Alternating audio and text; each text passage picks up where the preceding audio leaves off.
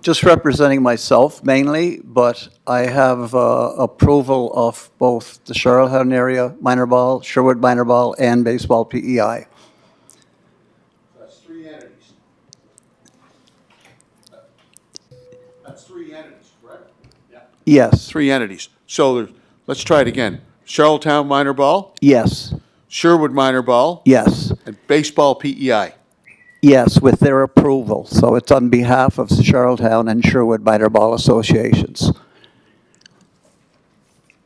Do you have a presentation, a written presentation as well? Yes, if I could. Go ahead. Okay. Well, thank you.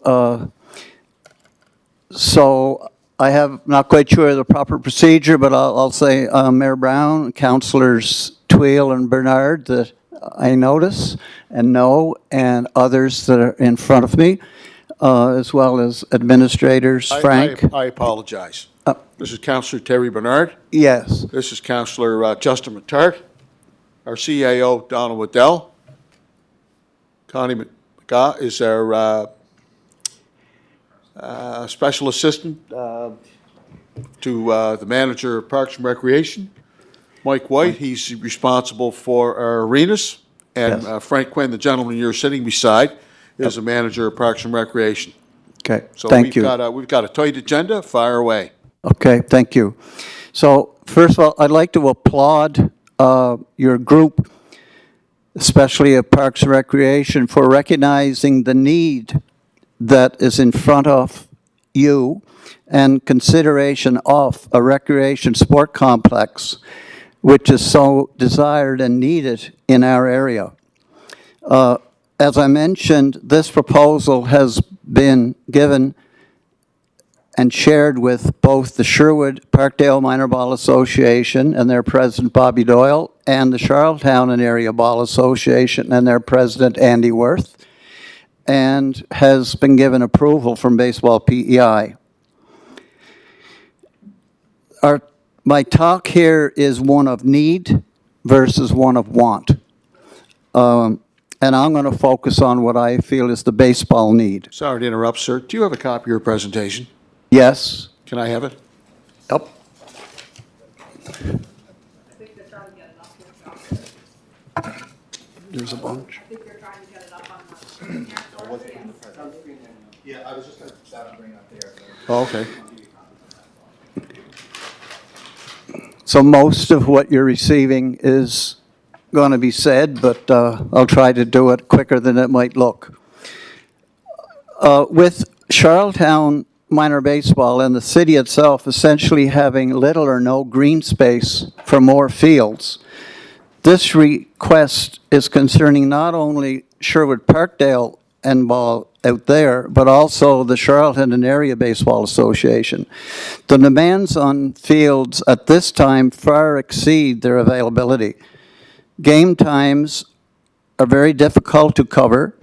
Teams are forced to use lighted fields starting at 8:30 on school nights, and there's very little accommodation for teams to practice. Charlottetown numbers have stayed steady over the years, but last year saw an increase in the 9U and under levels, while Sherwood Parkdale's baseball numbers have grown from about 125 5 years ago to over 300 this year, with a projection of 400 next year. In fact, last year, Charlottetown, and I'm just going to use Charlottetown and Sherwood for the sake of time, last year, Charlottetown had 4 9 and under teams, while Sherwood had 6. So that's 10 teams in our immediate area in an amazing 42-team league across the province. At the 18U level, and I think this is the best news of all, is that players are staying in the game longer, to the point where last year in our area we had 3 18U teams with actually numbers which would have easily justified 4 teams. We also had a junior team in the league and expect that we will have 2 in this coming year. And this growth is obvious with the continued massive housing work being done in the Lucy Maud Montgomery School area. The strong growth this year and over the past winter also will justify us considering and having 10U, 14U, and 16U divisions in girls' baseball. The big push there, on top of everything else, as a motivation was Canada Games, including baseball for women in Newfoundland. So Walter, is there a girls 10U, 14U, and 16U now, or is this something you're on new programming? It's all new. It will all be new. To further justify the need for baseball facility development in the areas, I would just like to give you quickly what we are trying to do now with essentially 1.5 fields. One big memorial field, the half field being McCrae Field in the East Royal area. A half field because if it rains on Saturday, there'd be no baseball on Sunday. Maybe there would be baseball on Monday. The field, and as Terry and Frank have both told me, as the development there continues, that field's drainage problem gets even worse. If you don't mind, Walter, Frank, I thought a few years ago when the drainage issue come up, that the drainage challenge was addressed. Was it not addressed? Just with regards to that, Councillor Tweel, we've been addressing every year as the drainage arises, but it's just a high water table there. And so there is drainage, but it gets plugged, has to be dug out again. And the feel is, as more development has happened up above it, whether it's redirecting the water underground, we don't know. But it's an ongoing challenge, I feel, for the last 20 years that I've been here. It's just the field of McCrae Drive we're talking McCrae about? Drive, Yeah, yes. so there's springs there. Yeah. And in the spring of it takes understand. quite a while. I understand that, but I recall when that challenge was brought up before, I've had representatives from the, whether it be softball or baseball community, reference the drainage issue at McCrae Drive, and I recall bringing that up, and that issue was addressed.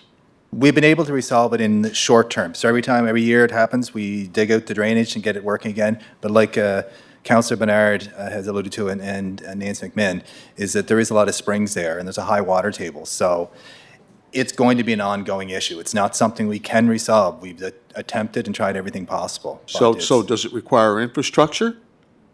We honestly have done a lot of actually upgrades to the field, but the field, as you're quite aware, is set down into a hill. So all the properties around it are higher. And it is a low area that there is quite likely springs there because it's next to Andrews Pond and Kids everything used as to, well. kids used to coast there. Who? A lot of kids in the area used to Yeah. go coasting there because there's a high hill that goes right down to the Oh, bottom. okay. No, I thought that was addressed, but nonetheless, I'm sorry to interrupt, Mr. But I think, McEwen. I'll just say one more thing, that my understanding is that we can get these ball diamonds addressed. I think that field can be used for cricket, correct?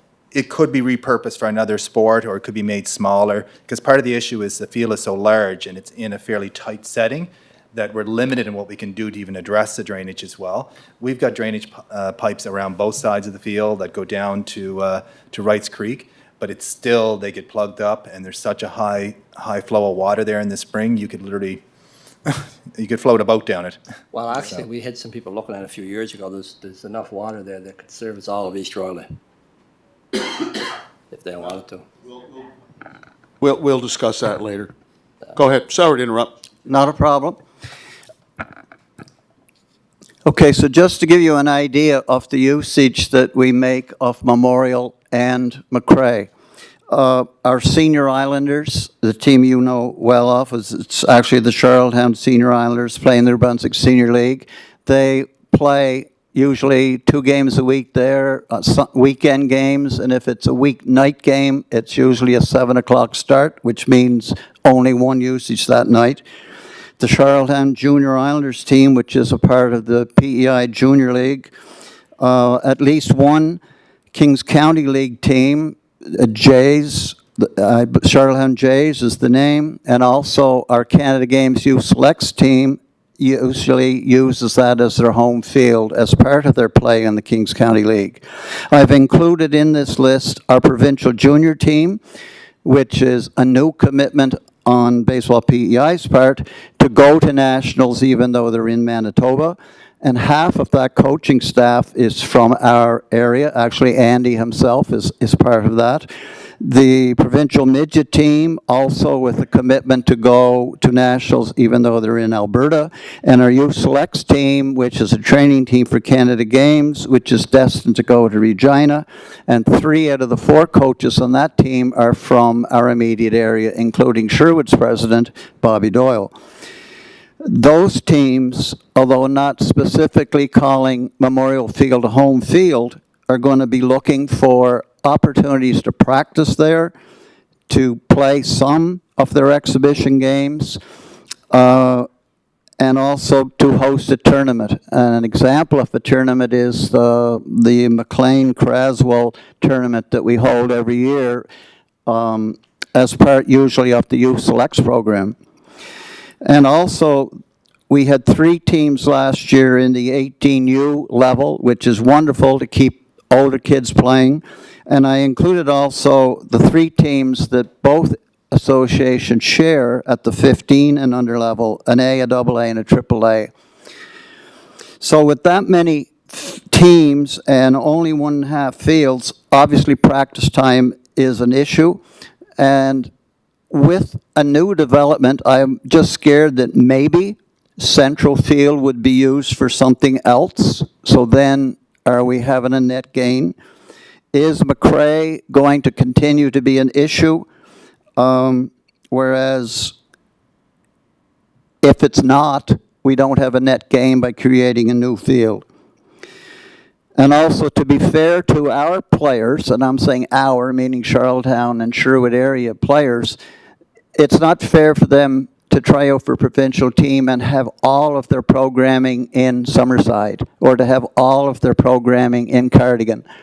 It's a shame that they can't have some opportunity to do their play out of their central located Mr. fields. Mr. McEwing, just again, sorry to interrupt, but Spring Lane, is that not used as a baseball field? It's not anymore? It was at one time. It hasn't been for 15 years.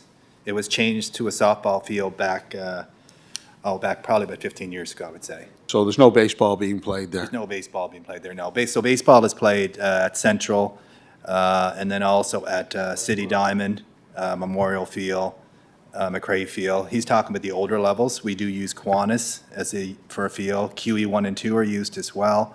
So there is lots of baseball fields, but some of them actually have multi-use that they're used for softball as well. Okay, so just so we're clear, baseball is not just regulated to Memorial Field or McRae Drive. Baseball is used in other venues and facilities in the city of Charlottetown. Is that correct? Correct. And Certain levels of baseball that can't be played in all fields. Pardon me? There's certain levels of baseball that can't be played in all the fields. They gotta be a certain dimension, they gotta be certain distance. And I understand that. I understand that, but I guess I don't want the impression left with is that baseball is only played here in the city of Charlottetown. Baseball is only played at Memorial Field and at McRae Drive. We do have other diamonds in the city of Charlottetown where baseball is being played. Yes. It has been played. these areas that I'm talking about are for the larger fields, which would be for the players that are essentially the top level of 15 and above. So midget, junior, intermediate, and senior. And what you're referring to there, please help me, is you're referring to provincial teams, right? To go to national championships, whether it be Canada Games or. And I'm other referring to national them tournaments. because about a third of those teams is composed of players from our immediate area. So I know last year, one of the teams played exclusively out of Summerside. So our kids were going twice a week at least to Summerside for a practice, let alone games. And with us having midgets and juniors, and with so many midget and junior age players coming from our area, essentially 4 teams, that's going to be a big demand. And the smaller, they have to have the full-size field in order to play at that level. So Also, one comment would be that for the preservation of memorial itself, you can't use it all day long, every day, every week. It will wear out, as all fields would. So you do have to give it a chance to breathe a little bit as well. I mentioned practicing games, and it would be fair to say that our younger players have an opportunity to play a home game and have a practice a week. But if you follow the Sport Canada's long-term athletic development model or the NCCP training model, a ratio of 1 game to 1 practice is not sufficient for young players to develop the skill level they need to continue in the game. And if their level of ability falls off when they get into competitive frame, if they're not up to that level, they're probably going to go away. So we do need to be able to provide more practice opportunity for these players so that they'll want to keep playing.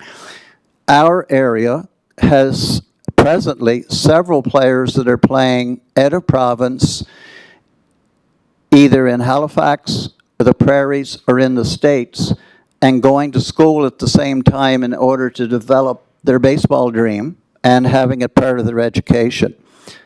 And the other thing, which is where my high school principal feelings come out, and listening to our health officials, our youth need to get out and be doing things. They don't need to be laying in front of the television, playing on their iPad or computer. They need to get off the couch and away from the technology and be outside and playing like these old fellows like myself used to be back in the day.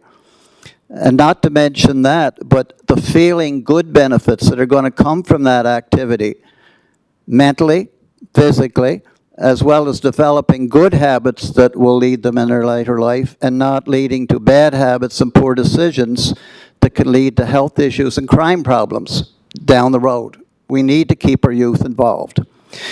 So my request is what's on the screen in front of you, and I have some other copies if you wanted to look at them very close, but I'll go over this very quickly.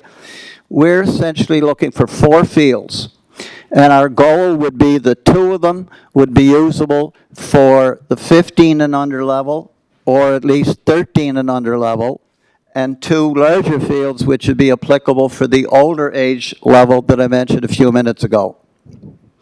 So the smaller fields would be an example of a perfect size field would be the field that City Diamond has become, or more Memorial or Mulberry Field in Sherwood. Those would handle the little players, the younger guys, where all the growth in numbers has been over the years. Involved in this is also a batting cage and bullpen, which I'm showing right in the middle, which would be 2 actually back-to-back. And that in the middle, the 70 by 12 figure, would allow 2 pitchers at a time to be able to throw, or at least 1 batting experience for a player. And you could have as many as 1 team or even 2 teams practice there, not using a field, just using those cages. And over an hour and a half, get a lot of work done with pitchers and batters. So that, I think, is a really, really important part of what we have in this diagram. It's an opportunity to make great use of a small space with maximum benefit. Also, I have included in the diagram the fact that these fields are essentially concave in shape so that their outfields are back-to-back, which would minimize the opportunity for people being hit with balls. So safety has been taken into account.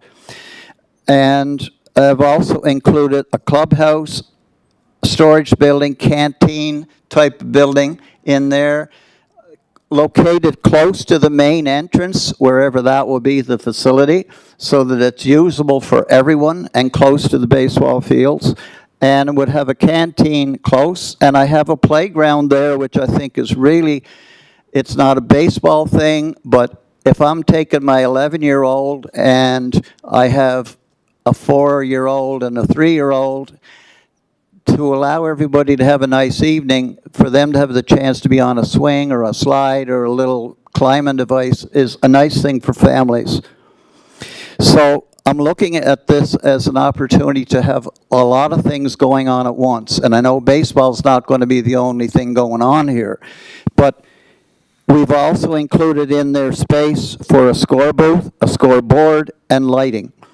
And those are things which are needs. They're not wants, they're needs, especially when you get into tournament play, Atlantic tournament play, national tournament play, and the opportunity to attract those high-level tournaments. I am part of the Baseball Canada Championship Committee.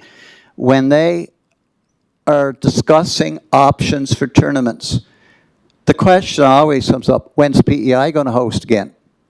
They love to come here. That's an economic benefit. It's a great opportunity for our players because they can do more with less money. And another part of that is the fact that the fields are side by side. Now, I know that it is possible to say, and for example, Halifax hosts a tournament with one field in Halifax, there are other fields in Dartmouth. It takes you a good hour to go from one to the other. I was involved in 5 Canada games myself as a player, a coach, or an administrator. And from that experience, plus listening to the athletes that were in PEI this last couple of weeks, what's the best part of the games? It's not the games. The games and the competition is one thing, but the benefit is what can they do when they're not on the field? What can they see? What players from other teams can they watch?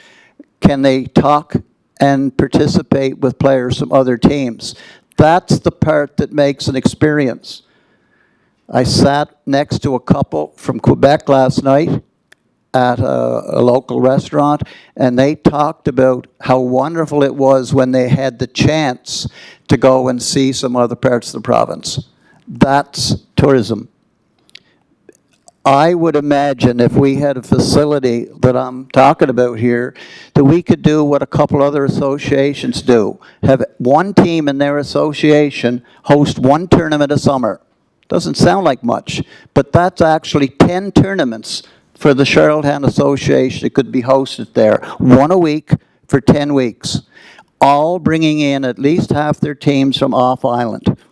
Think about what that's going to do for the business that are either in this area or planned to be coming into this area over the years.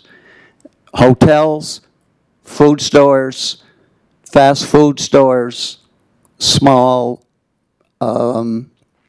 multi-purpose convenience stores. So a big, big benefit to having the field side by side because it can become a family event. And I think that that's where you can start to develop a culture. I think I've covered most of what it is, but I did it in a different order than I had planned. As I mentioned, this is an opportunity for Charlottetown and Sherwood. The location is out of Charlottetown proper, but that can't be helped. There's no room to grow here. And the fact that you guys realize that we need something, not just baseball, but other sport, we need something, and all the families that are going to be out there, your school that's out there is full. All those kids, let's get them playing something in the summertime close to where their school is. So I'd like to thank you for your time and consideration and trying to be half wise. I made the statement here, hindsight is said to be 20/20. Why not have us, this group, be 20/20 visionaries and look into the future, not in the past, and see the positive impact that such a complex could have for our area, economically and recreationally, and not be looking back in a few years and saying, what if? What if we had made it a little bit bigger? It's a great chance to seize this opportunity and create an area that will develop pride by all the people in the area. And as my father used to tell me, Walter, if you're going to do it right. If people have questions, feel free. Thank you. Thank you, Mr. Chair. Walter, thanks a lot for the presentation. And I do agree with you. I think that a lot of municipalities are doing what you said about having facilities all in one place. A lot easier to host tournaments, a lot easier to have different age kids playing, the parents go to the one place. But I'm just wondering two things. One, can you give me an idea of the registration numbers? Because the registration numbers? At one time, I understood that a lot of players came from baseball when they were building soccer. So now I understand baseball is rebounding. And Last year, baseball, PEI in the province had the most players and teams we have ever had. We had over 2,400 players, and that's not counting what we expect to be substantial growth with girls this coming summer. Charlottetown's numbers are approximately 175 kids, and Sherwood's numbers are plus or minus 3 or 4 at the 300 level. And that's not including probably 15 players that we had to turn away at the midget level because we couldn't. It was mainly a volunteer issue, but field time was a bit of a factor in getting the volunteers. So numbers are climbing. We have to thank the Blue Jays are part of that, but I like to think good programming and a lot of work on the little things that go beyond where we're working with our coaches, and there's a lot of work in the off-season, and an awful lot of kids that are working on baseball in particular off-season, a lot of it in private facilities. Okay, so I'm trying to get an idea, Walter, of, let's say, like, I know you rhymed off the numbers. Has it changed much in the last 2 or 3 years? Do you see a projection of applicants growing, or? Yeah. Charlottetown's numbers, Charlottetown always was a hub. Okay. Obviously, their numbers have come down some a few years ago. Yeah. The last 4 or 5 years, they've stayed at that level, so they're not losing. Yeah. Last year, their numbers at the 9U jumped, so that they had 50 kids playing that were under 8, and they had 4 teams of kids playing that were under 9. Sherwood last year had 65 kids at the under 8, and they had 6 teams playing at the under 9. And Sherwood's numbers have gone from about 125 5 years ago to, I believe it was 294 last year. From what to what? From 100 what? 125 roughly. It wasn't very big because a while ago East Royal used to have their own association. Yeah. But what's it at now? And this number, they grew by over 50 last year and over 60 the year before. And we expect it'll be bigger this year because there's so many more new families coming in. So what are you expecting for the girls? Because you have no program at all, and you're looking to start 3 programs, under 10, under 14, and under 16. What are you expecting for numbers for the girls? Or is that?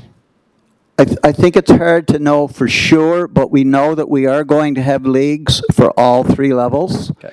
So I would say we'd be looking at least 15 girls in each of those 3 categories. So then we're not talking about a field or fields just for elite people. We're talking about all the kids in baseball can use the fields.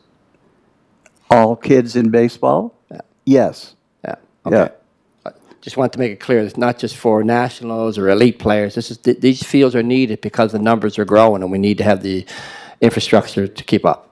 Yes, it's having it there for the national team programs is just a benefit. Yeah. I mean, they have been going to other places, but dare I mention, like Stratford, for example, they don't have practice time even in Stratford for their 9U kids. They have to send their kids to Fort Augustus for those little fellows to have a practice. They have 1 spot a week. So their problem is even bigger than ours. Okay. You mentioned Stratford, but in their new campus plan, are they, do they have plans to construct new baseball fields as well that you're aware of, Walter? I'm not hearing anything definite there.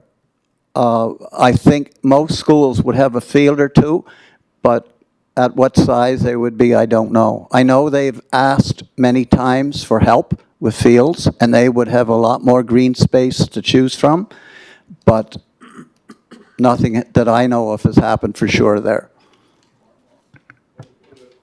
What about Cornwall? Good question. Cornwall have their kids, they send kids to North Rustico for some practices. They have some that are at the Terry Fox Center, but at the Terry Fox Center, there's only 2 fields. They make use of the 2 fields at East Wilshire School. And I believe there's a field, I'm going to call it Red Point or whatever is down towards the water there. But they struggle for fields as well. Everybody's struggling for fields. They had 3 sets of teams playing on one big field last year. If you want to try to schedule that, good luck. Thank you. I have just a quick comment. Yeah, go ahead, Thank you, Councillor Walter, Bedard. for your presentation. I can certainly sympathize being involved with Sherwood Minor Ball for a couple of years when my kids were there, my son. You did talk about, I thought I heard you reference a potential location. Did you have somewhere in mind? I'm missing that. Were you visualizing somewhere? Yeah, the central location, what I'm implying there is that if we had a field that will accommodate a 15U player, will also easily handle 13U, and it can handle 11U if you want it. You might want, if you were trying to do 11Us, use a portable fence. The larger field will accommodate from the oldest kid, and since we're not looking at grass infields, they would also handle junior, midget, and bantam, 'Cause I think 15U. I think your proposal is estimating roughly 25 acres of land or less? Okay, well, that's Walter not being a farmer. And I'm not sure, I know that's a lot of land, but I was trying to guess, how much room are we going to need for parking? How much room are we going to need to have a lot of space?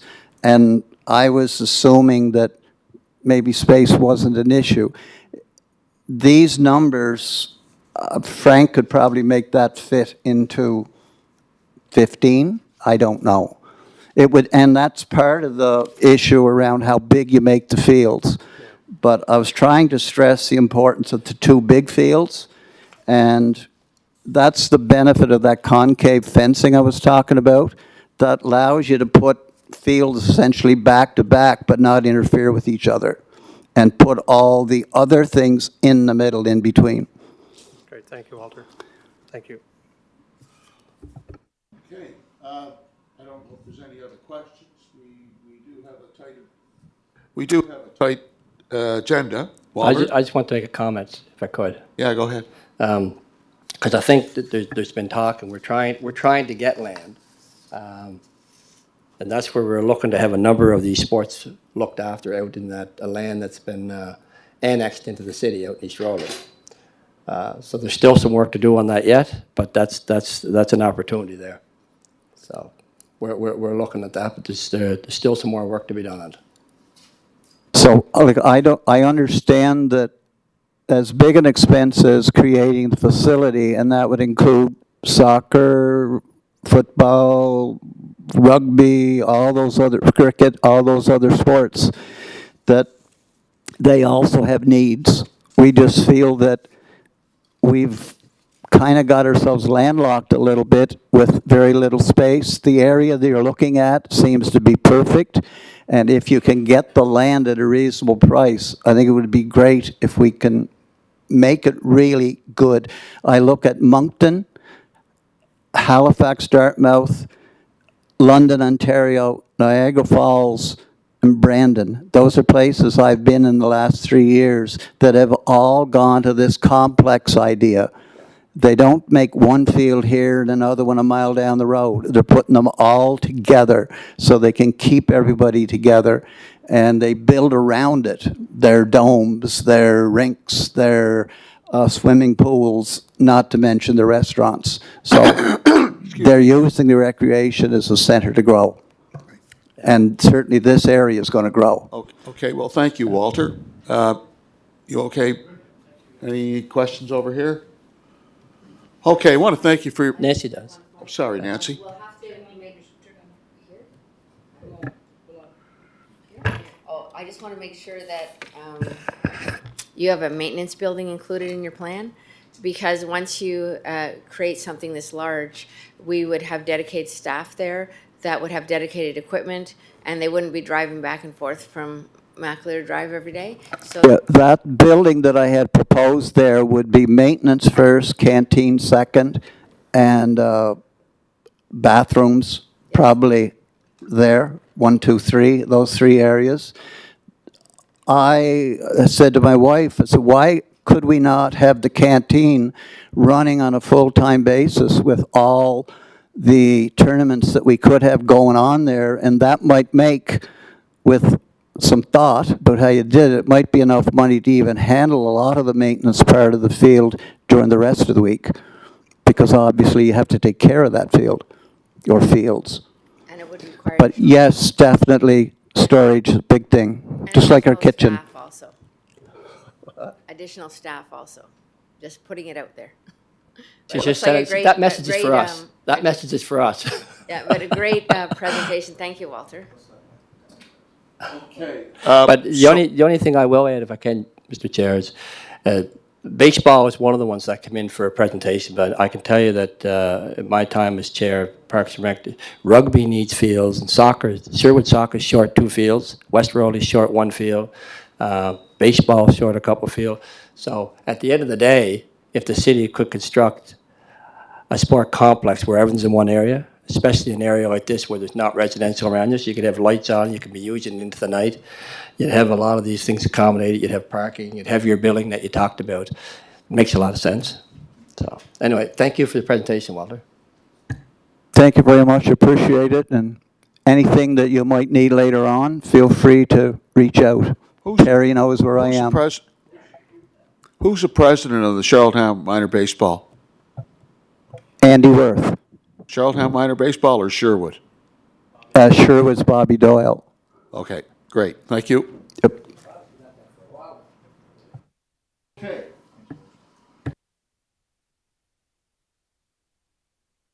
Let's move on to our next item. Review and accept the Evergreen Park Preliminary Concept Plan. Frank? Who's doing that? Nancy, you? So Nancy's going to be presenting the Evergreen Plan, Okay, Evergreen Park Plan. I'm going to see if I can bring it up here. okay. Visual.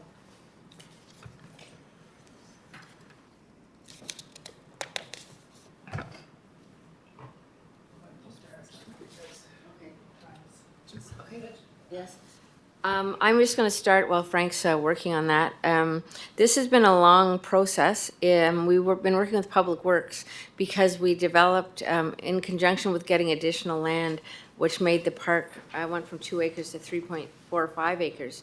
Public Works has a stormwater system through this park, and the whole idea is it's filtration, so the water is exposed, and it allows silt to gradually filter out, and it provides water through the park in the spring of the year and gives it a sort of a green feature, and it's also a much more environmentally friendly way to deal with stormwater as opposed to putting it into a ditch and rushing it out to the ocean as fast as possible. So that's our first time we've ever done. The 2 departments have created this. I guess we also looked at J. Frank Macaulay Park as a way that also has an open stormwater system. So it's the first one I've been involved with that we actually developed it as we went. So we did that. We sent out a survey in 2021, and we received some answers back to our survey, which is what we always do when we're developing a new plan. And the concept plan was based on the priorities of the department, which is the standards which we always, okay. It's the standards that we always follow in our neighborhood park as far as facilities go. And as well, we suggested some new ones that they might want to see in their park. And based on that, we developed a concept plan with the landscape architect that we hired. And it was all going very well. And we had the project, we had the proposal, the concept plan prepared. And it's September 22, we normally hold a neighborhood meeting to show people the concept, and Hurricane Fiona happened. So in 2023, we decided the city with its strategic plan, they now have a new process for collecting, I guess, public consultation, and we put it on the city's Facebook page and the city's cityhall.ca page. And we received over 400 hits on it.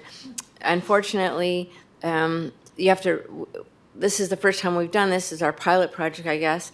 You had to register to actually fill in your request. So out of the 400 people, a lot of people couldn't be bothered registering. We've changed that now, and now you don't have to register to provide comments. One of the things we did is we asked people their postal code, because this is a neighborhood park. It's not a citywide facility. We don't expect people to drive to this park and generally want to, it's a 3-acre park. If you think of what 3.45 acres, one of the squares is 2 acres. A soccer field is 2 acres. So it's not a giant park. It's primarily for the neighborhood. So we were looking for neighborhood comments.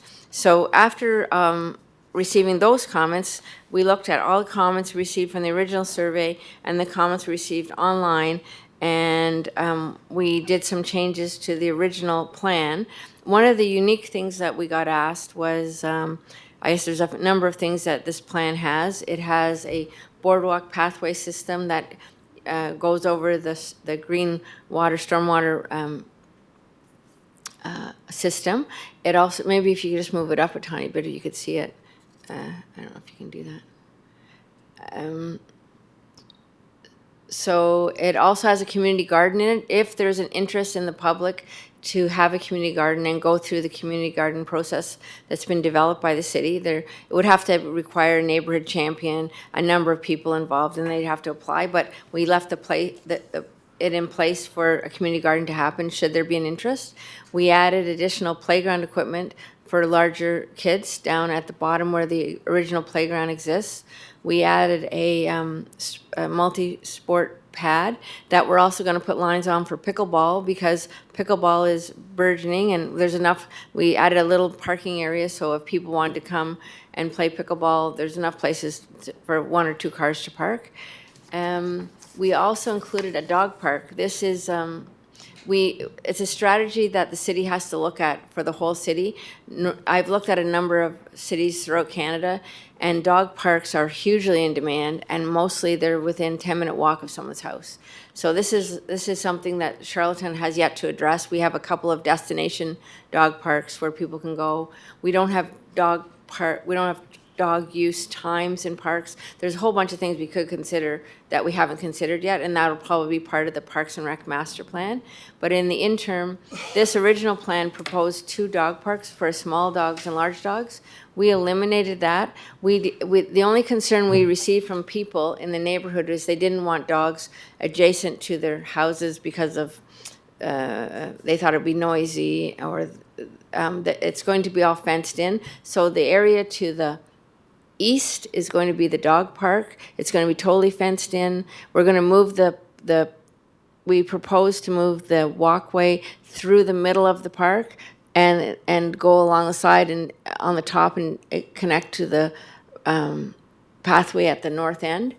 And that's pretty well the only thing that and I talked about the multi-use pad. We're going to make it usable for pickleball. So we're just proposing to only have 1 dog park, have it totally fenced in, and it'll be away from all the neighbors. The only neighbors that exist right now are to the east or to the west, and to the east is a vacant lot, and to the north is a very large property with one house. So we've eliminated all the concerns about being close to neighbors. We've eliminated the concern about dogs running hither and thither by putting the fence in place.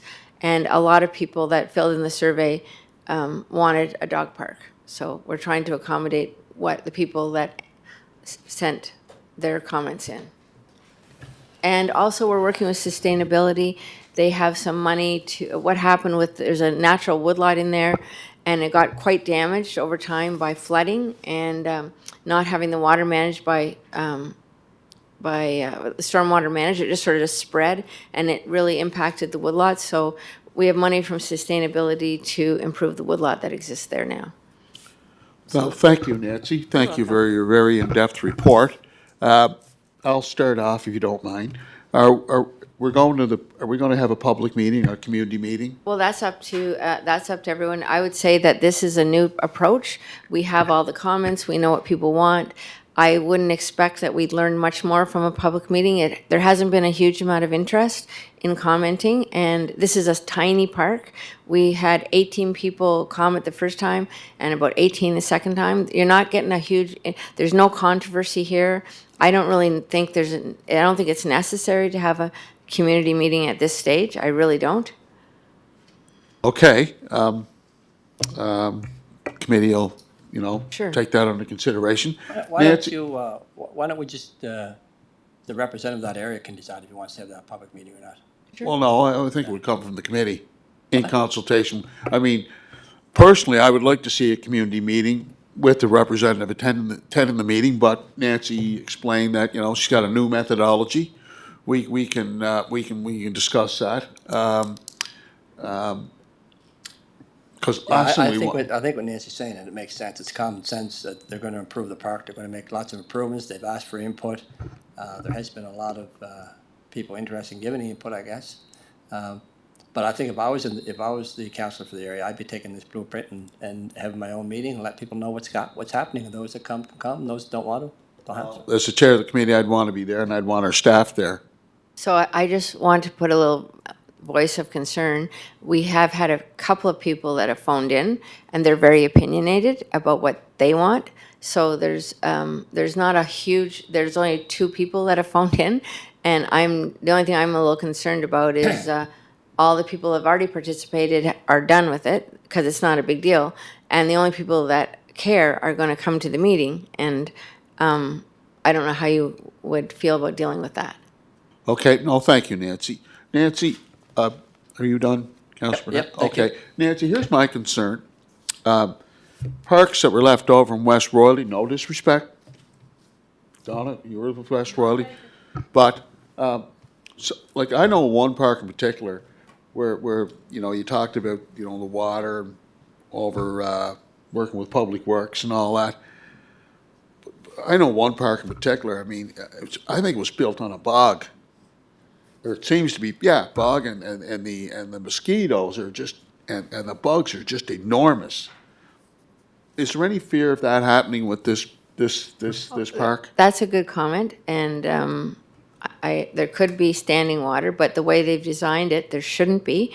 But it's also designed to be dredged so that the silt doesn't accumulate and it doesn't get to that point. But I can't guarantee it. But you have to realize that bugs bring birds. Lots of people like birds. Pardon me? Lots of people like birds. They just don't like bugs. I know, but I'm thinking of the little kids being bitten by these, these large insects. I mean, it's a major problem there. In one park that I visited, I think I might have mentioned that to you a couple of years ago, Donna. But anyway, nonetheless, I just wanted to ask that question. Hopefully, it's not going to attract all these insects where Well, it's going to make it uncomfortable for the small children. It shouldn't be any worse than it was before, where it wasn't controlled at all. Before, it used to flood and then dissipate, and everywhere it was low, the water would stand. Now they've created a channel. Like, I'm not an engineer, but I think they're trying to develop something that the water will be accumulated and then it'll dry up rather than just sort of sit in Okay. little ponded areas. Okay. No guarantees, though. Okay. Any other questions from the committee? Justin Matart? No, thank you, Nancy. I mean, it looks like a wonderful plan, design. I'm sure the residents would be happy in that ward. And just one thing so I know we're wanting to proceed with this in the spring. So what we'll do is to give you time to sort of comprehend, maybe we bring it back up at our next committee meeting. But like you said, whether we go to just some type of opening house and present it, I don't necessarily say, like you say, here's what we're doing, and then we just take some comments. I don't think it needs to be the public, the old form of public meeting. Point well taken, Frank. I like the idea of those open houses. Where Nancy could be at one interval, you could be at another, and Mike and other staff, and, it's much more personal that way as opposed to, some kind of a standoff. That's a good point. And I think just overall, we did receive comments, we feel, from the area, the people that are interested in it, so that is a good thing. But I think ultimately, at the end of the day, this is three sections that have come together. There was an original Evergreen Park, then there was Patriot Lane that was added to that, and then there was this tannery, this new subdivision. So we're trying to develop, and it is a unique area because it does have a wooded area. It does have some stormwater drainage area, but there's also some open space in the back. So it's an opportunity for us to make a park that actually has all those different elements. So.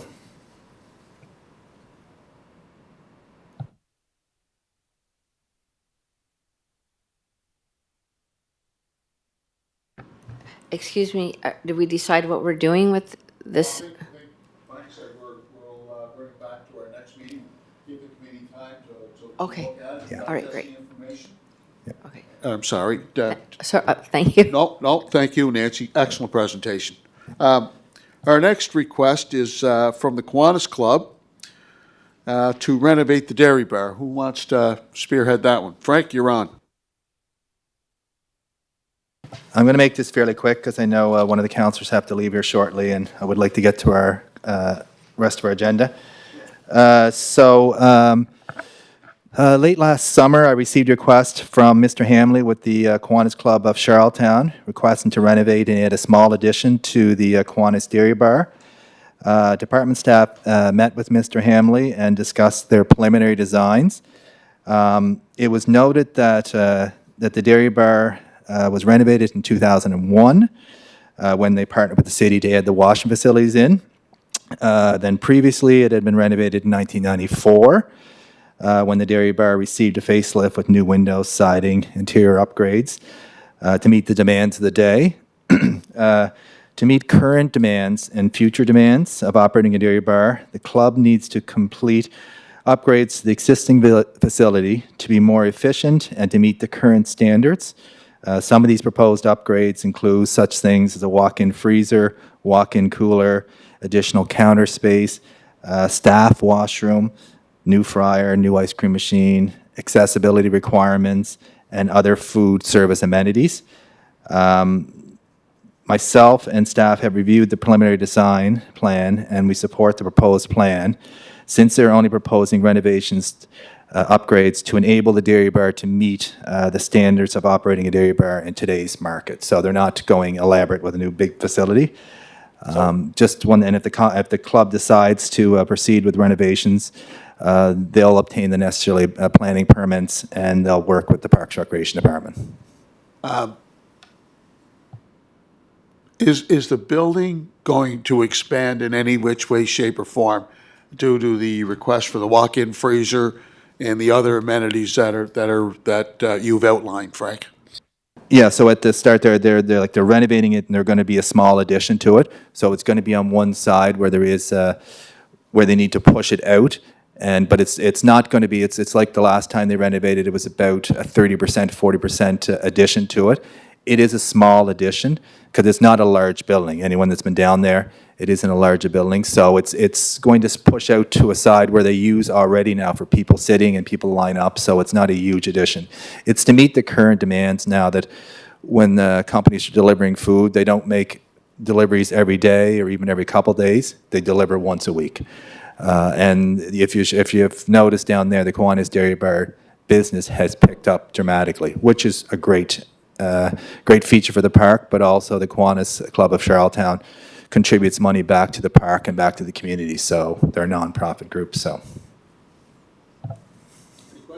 Yep, I do have one. And Frank, just your last sentence in, that's what I was under the impression with too, that the Kiwanis Club, when the city fathers in the past allowed this to go into Victoria Park, there was to be money coming back to the city towards park equipment, improvements to Victoria Park. One, has that been happening? And I guess a two, at what percentage? And do we know? For example, when I say do we know, do we know what their audit statements say, and then there's a certain percentages to come back to the city, or how's that deal work? We've never set a percentage. We know that they've contributed to the splash pad. They actually built the splash pad, contributed the majority of the money. They've contributed to the Kiwanis ball field, and they've contributed to other projects in the park over the years. So it's more or less when they have the sufficient funds, and we have a park project, then we go to them, or sometimes they come to us to actually do a park project. But they support projects around the city, so we don't per se saying you have to give this much money, because this is one of their main fundraising for the actual club, is this dairy bar. Okay, so there was never a formal agreement. It was just a matter of them contributing because they're a non-for-profit. Yeah, and they've been in the park for many, many years. No, yeah. Okay, thank you. Frank, just a quick question, just I guess maybe by virtue of not understanding the backstory. So Kiwanis Club runs the dairy bar. Do they fully own that building, or is that city-owned building? It's a unique feature. They own part of the building, and we own part of the building because we built the washing facilities. But it was an old building brought there, and that's been added on it over the years. But the land is our land, so. And so what is their ask? Is their ask just a permit, or are they looking for a financial contribution in this renovation? They'll just ask them for our permission since it's on our property, the city's property. And there's the Victoria Park bylaw, the promenade and bylaw, anything that happens in the park has to come to the committee. So we're saying we support it because it is maintenance oriented. And it'll just make the facility more efficient to meet today's requirements, which they have been given permission back in '94 and back in 2001. So, a precedent has been set. Councilor Tart, any more questions? No, thank you. I'm just getting some Okay, clarification no, there. thank you. You mentioned the Victoria Park bylaw, Frank.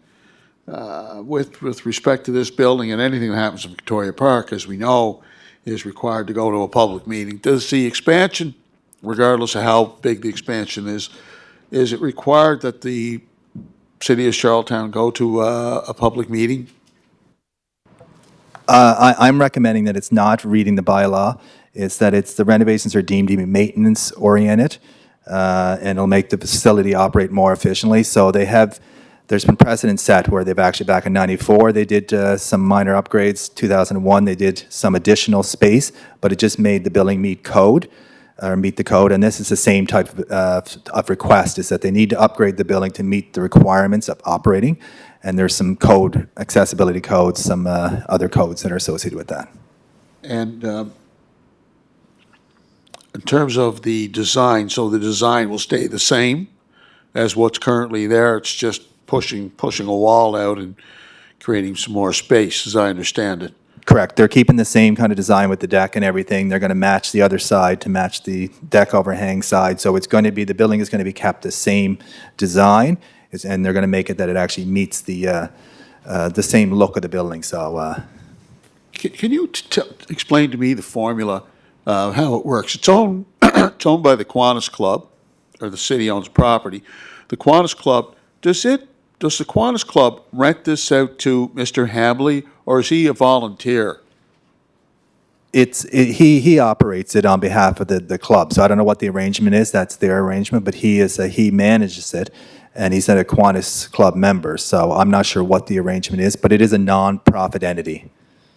So, yeah, it can't operate for profit because no businesses are allowed in Victoria Park, correct? Correct. It's a non-profit. That's just why it's the Kiwanis Club of Charlottetown that operates this facility. Okay, no, I'm aware of that. I'm just Yeah.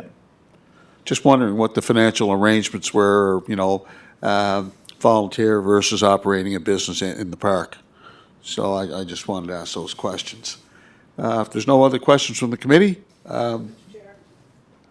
Just, is it their plan to do this fall, or this spring, sorry, or to do this renovation this spring? So they're actually figuring that they would be finish the design, they would go out and get some more quotes or like estimates and whatnot, go through the building permit process, and wouldn't be doing it till the fall, because they don't want to affect their actually spring and summer season. Hurricane Fiona created a bit of delays in there. okay, thank you, Frank. And it goes to planning. Planning department for permits. Yes, they will be required to do all those. But the point, does it have to go through the heritage? Because Victoria Park, I think, is designated heritage as well, a National Historic Site. Planning will decide that. Okay. Thank you. Thank you. I know Mr. Vitard has to go, so I'll rush this as much as I can. Motion to move into closed session as per section 119, 1 subsection E, a matter still under consideration of the famous PEI Municipal Government Act. Everyone caught the word famous or infamous? Move? Sure. Second? Connie?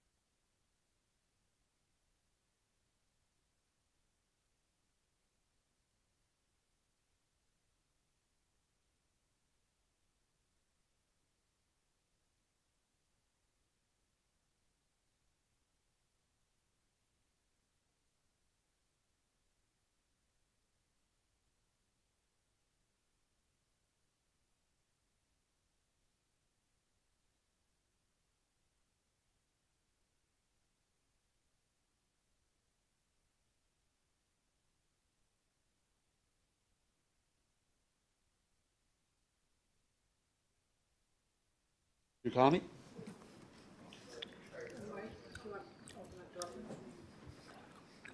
You're going to read the motion?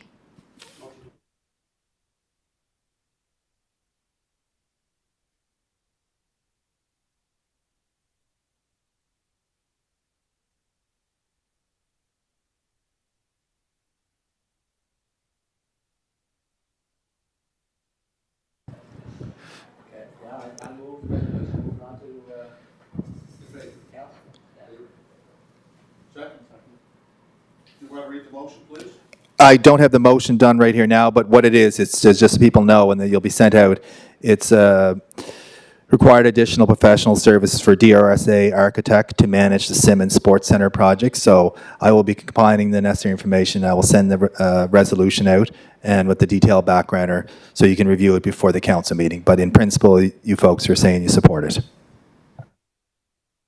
Yes, and again, so they'll be responsible for the overall construction of the facility and reporting back to staff and to this committee with, status reports, updates. And are they going, I mean, we have someone on site, but are they going to be on site as well? Or are they going to be operating from a computer? What's the arrangement? I'll be providing all those details in the report, but they will be there on, there'll be certain times they'll be there, but they won't be there all the time. That's where the construction management person on site will be the person that manages the construction site. Okay, I'm in favor, along with the rest of the committee, but I just want to make sure that if we're, going to be putting our faith in who this consultant is, then I don't want to come back later, well, we weren't aware of this, weren't aware of that. So they're going to be truly accountable and responsible for managing the overall construction of that facility, right? There's not going to be any gray area. It's not going to be evasive and ambiguous. It's going to be black and white, correct? Yeah, so this is additional services, DRSA, DSRA architect, which we already, city has contracted. So we already have a PO with them and an agreement. So, yeah, so they'll be adhering to the RFP, what they had alluded to when they initially got the actual contract. So we'll be holding them accountable to that. Okay, so, second, motion carried. Motion carried, Frank. And move for adjournment. Vote, second. Thank you.